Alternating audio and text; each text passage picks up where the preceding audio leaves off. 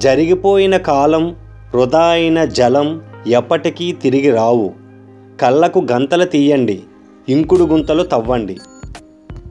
నేను అనే అహం, అతను అనే ఈర్ష్య, నాది అనే అత్యాశ మనిషిని ప్రశాంతంగా బ్రతకనివ్వవు.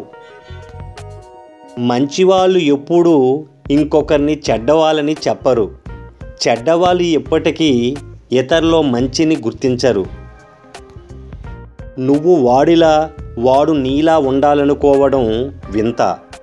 నువ్వు నీలా ఉంటే ఉండదు ఏ చింత. యంత్రాలు మనిషిలా ఆలోచిస్తే పర్వాలేదు, కానీ మనిషి యంత్రంలా ఆలోచిస్తే చాలా ప్రమాదం. గుర్తుపెట్టుకోండి మిత్రమా. అది కావాలి, ఇది కావాలి అని మనం భగవంతుణ్ణి కోరుకునేది మన సంతృప్తి కోసమే. మనం దేనికి అర్హులమో, మనకు ఏది ఇవ్వాలో భగవంతుడికి ముందే తెలుసు. మాట్లాడటానికి డబ్బులు చెల్లించినప్పుడే నయం, అప్పుడప్పుడైనా పలకరింపులు ఉండేవి. ఇప్పుడు అన్లిమిటెడ్ ఫ్రీ కాల్స్ అయినా మాటలే కరువయ్యాయి.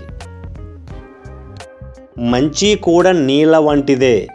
దాహంతో ఉన్నవారికి ఇస్తే ప్రాణం నిలబెట్టుకుంటారు. అవసరం లేని వారికి ఇస్తే చేతులు కడుక్కుంటారు. ఆలోచించండి మిత్రమా. బాధలు భరించేవారికే తెలుస్తుంది వాటి బరువెంతో, చూసేవారికి కాదు. నిజాన్ని చెప్పడానికే కాదు, నిజాన్ని ఒప్పుకోవడానికి కూడా ఎంతో ధైర్యం కావాలి. మంచి స్నేహితులను సంపాదించుకోలేకపోవడం దురదృష్టం.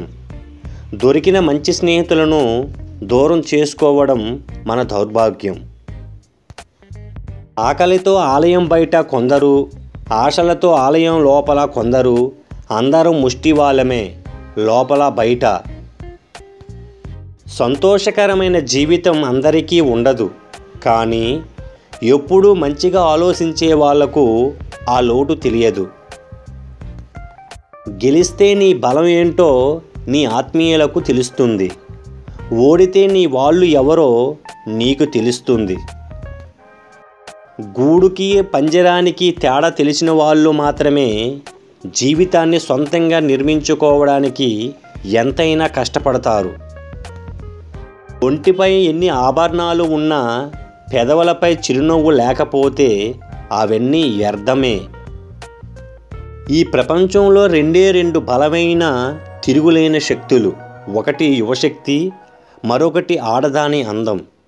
Please subscribe, share, like. Thank you for watching.